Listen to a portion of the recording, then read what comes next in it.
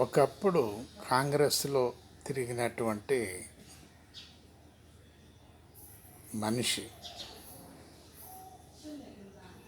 ఆ కుటుంబమే కాంగ్రెస్ కుటుంబం.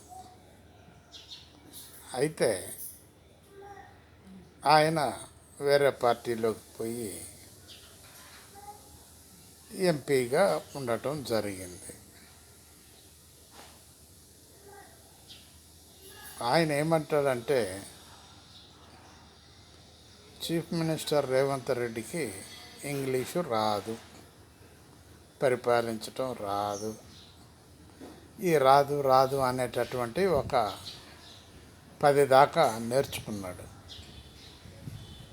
నేర్చుకొని మీటింగుల్లో చెప్పటం మొదలుపెట్టాడు. బాగానే ఉన్నది, ఆయన నిజమే చెప్తున్నాడు. అయితే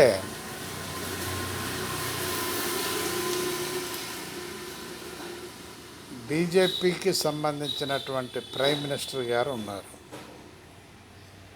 ఏ దేశం పోయినా కూడా ఆ దేశ భాష రానక్కర్లేదు. ఆయన ఏ ప్రైమ్ మినిస్టర్ అయినా ఆ దేశ భాషలో రానక్కర్లేదు. ట్రాన్స్లేటర్స్ ఉంటారు, వాళ్ళు చెబుతూ ఉంటారు. అదేవిధంగా సీఎంకి కూడా ట్రాన్స్లేట్ చేసి చెప్పేవాళ్ళు ఉంటారు. ఒకవేళ ఫర్ ఎగ్జాంపుల్ అంజయ్య గారు సీఎంగా ఉన్నాడు, ఆయనకు ఇంగ్లీషు రాదు, మరి ట్రాన్స్లేట్ చేసి ఆయన్ని సీఎంగా చేసిండు, కేంద్ర ప్రభుత్వంలో మంత్రిగా చేసిండు, ఏ క్లాస్ మినిస్టర్ అని అనిపించుకున్నాడు.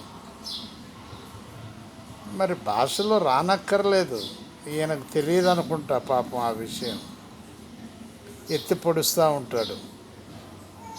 అరే, నీ రాష్ట్రాన్ని, నీ రాష్ట్రంలో ఉన్న జిల్లాని, నువ్వు ఎంపీ స్థానాన్ని నువ్వు అక్కడ పరిపాలన చేసుకోక ఈ సీఎంకి అది రాదు ఇది రాదు ఇవే చూస్తుంటావా నువ్వు అని అంటున్నారు పబ్లిక్. ఆలోచించండి ఒక్కసారి. బాలసాని వీరప్రసాద్, హైదరాబాద్.